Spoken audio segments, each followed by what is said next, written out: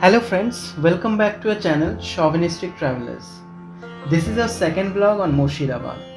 In this vlog, we'll show you Kathgola Palace, House of Jagat and Hazarduari Palace. As we are entering the Kathgola Palace, we can see the upper deck and the lower deck of the gate, which was once the Nahabat Khana or the drum house, and if any eminent person visits the palace, rose water was sprinkled from the deck. Kathgola Palace was built by Lakshmipad Singh Dugar Bahadur in the year 1780. The word Kathgola derived from Kath meaning timber and Gola, that is Golaf, which means roses. So the name has been derived from them.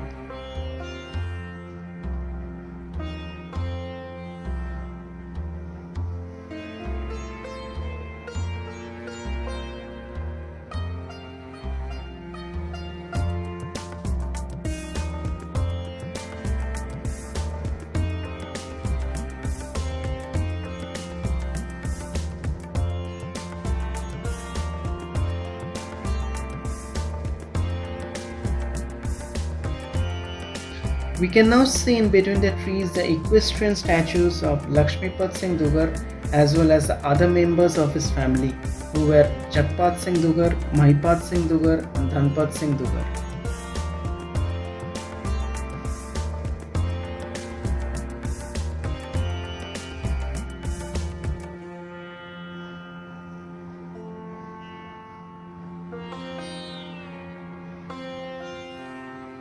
Here comes the mustard yellow ostentatious Red Sea house of Lakshmipad Singh Dugar.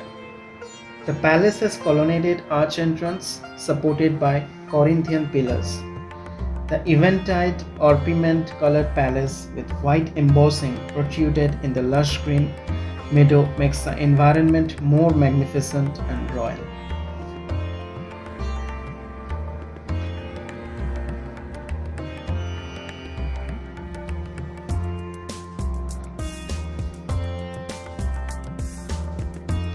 This 250 acres of land is covered with diverse variety of mango groups along with special types of roses.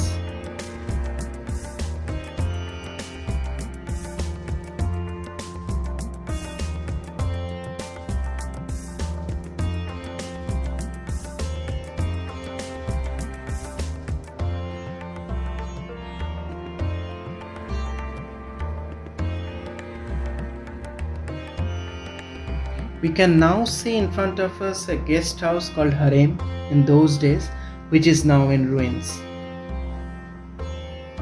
Also, there used to be a pond in front of the Harem for bathing of women, which was seen unused now.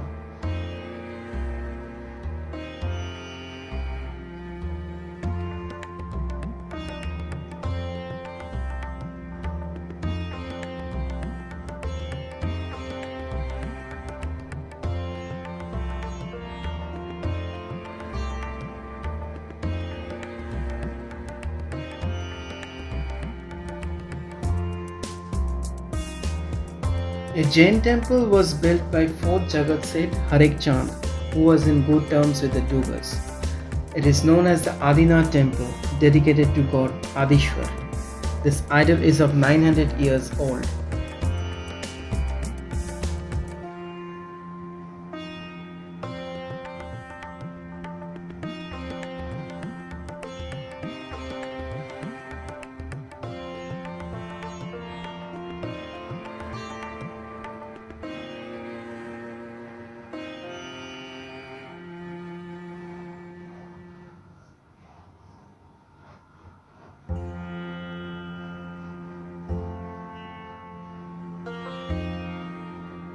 There is a humongous pond in front of the portico, which has 2 pairs of steps on opposite sides of the pond.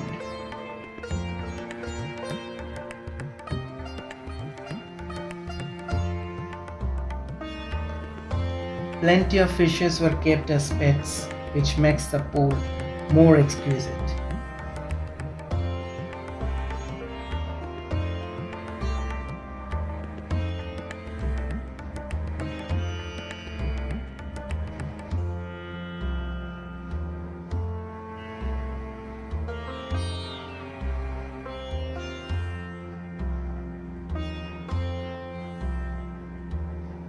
Inside the opulent palace, there is living room, dining room, exalted beds, that is palonko, beauteous Belgian glass, impeccable embellished wooden furniture used by the family members, along with gold and silver coins, and weapons like sword, dagger, spear, pistol, bow, and arrow.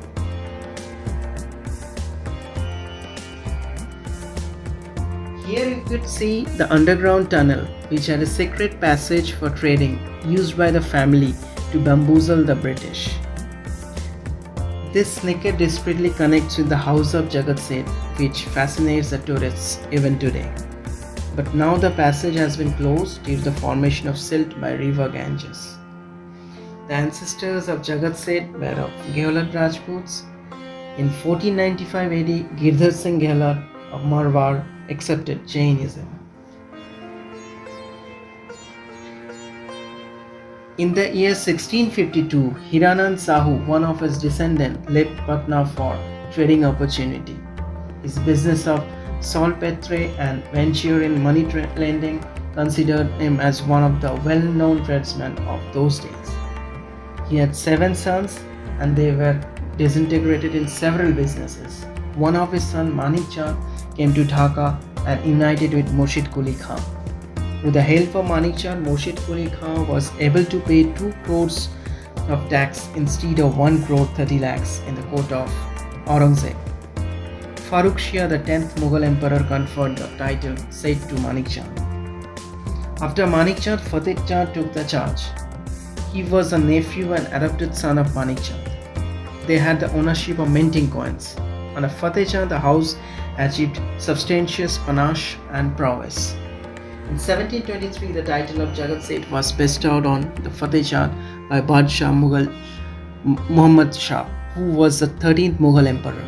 The capitalized British, Portuguese and French colonial powers to execute war against smaller countries, which includes few parts of India as well, and earned bazillion profits from this.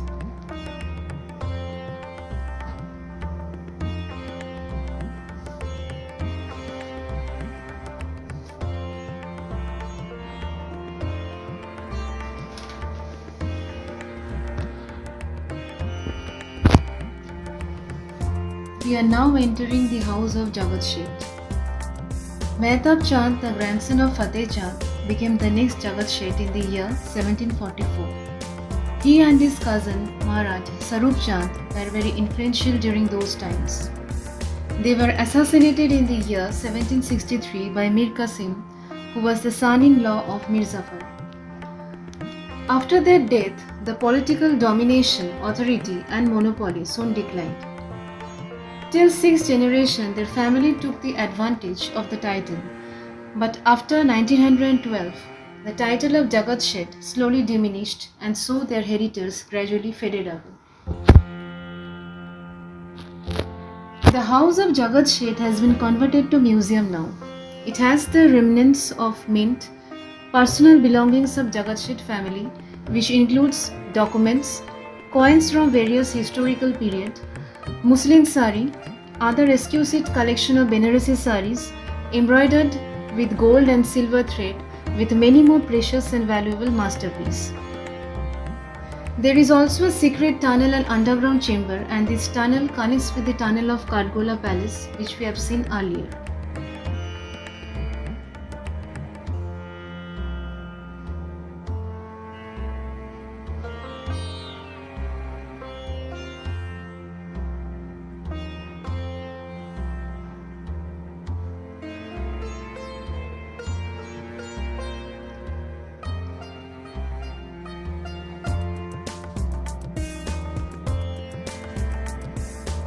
Now we are heading towards Nizamabad Killa, which comprises of Imambara, Madina, Bachawali Cannon, Watchtower and Hazarduari Palace.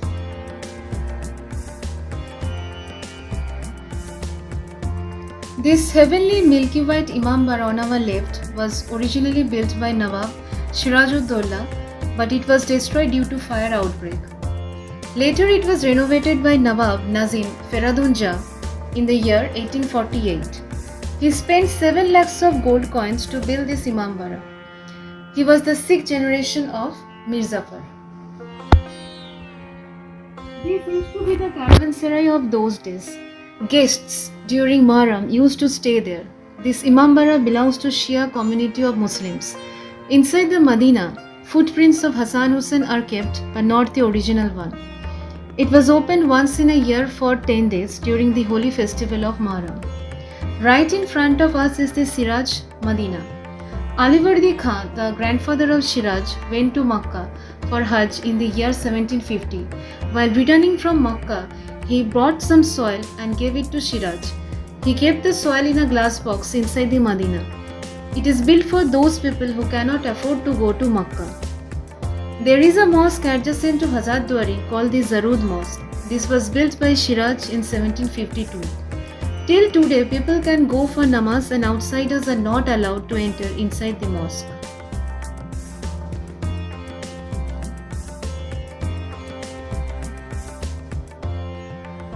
Total there are 37 stairs and 52 pillars in Hazarduari. Length of the stairs is 112 feet and 6 inches. Hazarduari covers an area of 12 acres with height of 80 feet. Earlier it was known as Varakoti.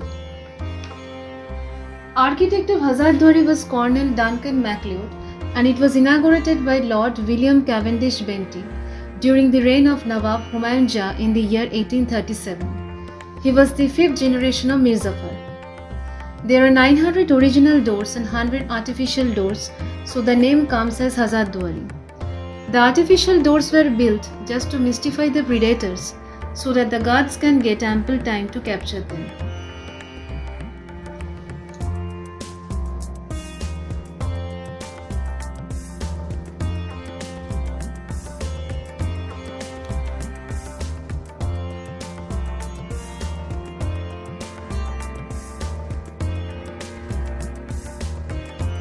We can see the emblem engraved on the wall on the top of the window. If we see closely, we can find a horse and a lion. The horse is shackled with chain while the lion is independent. Here the horse dignifies the Indians and the lion glorifies the Britishers. The fish is the symbol of wellness irrespective of caste and creed. The pillar resembles with the pillar of Buckingham Palace and the Bible is kept on both sides. When Murshidabad was the capital of Bengal, Bihar and Orissa, Hazarduari was the Supreme Court. Persons who were accused of charges against crime were kept in the ground floor. First floor was the Darbar, where the Nawab sits for judgment, and the second floor was the place for amusement, fun and accommodation for the guests from England.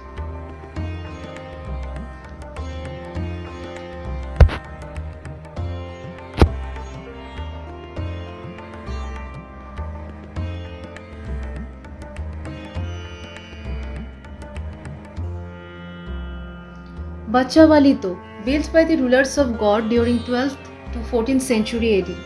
It is said that the cannon was fired only once. It produced such a huge explosive sound that within a range of 5 to 6 kilometers, it made all the pregnant women had their miscarriage. So the Nawab ordered his men to seal the cannon and hence the name Bachawali Top. There was a chandelier inside the Hazarduari Palace. Queen Victoria of England gifted to Nawab Nazim Feradun Shah on his birthday in the year 1862. Previously it was lighted with 101 candles, but now it has been replaced with 96 electric bulbs. Inside the Hazarduari Palace you can find a well-maintained museum. One can find horse and camel cars manufactured by Fitton and Sons Company, England. Also in the arms room you can find the sword used by Siraj-ud-Dowla. Palanquins made of gold, silver, ivory and bronze, books like Aini Akbari by Abul Fazal and Humayunama by Gulbadan Begum are kept in the library room. You can also see various exquisite collection of oil paintings, landscape gallery, billiard room, armory wings and western style drawing room. In our next episode, we'll show you the crematoriums of Siraj-ud-Dowla and other eminent personalities.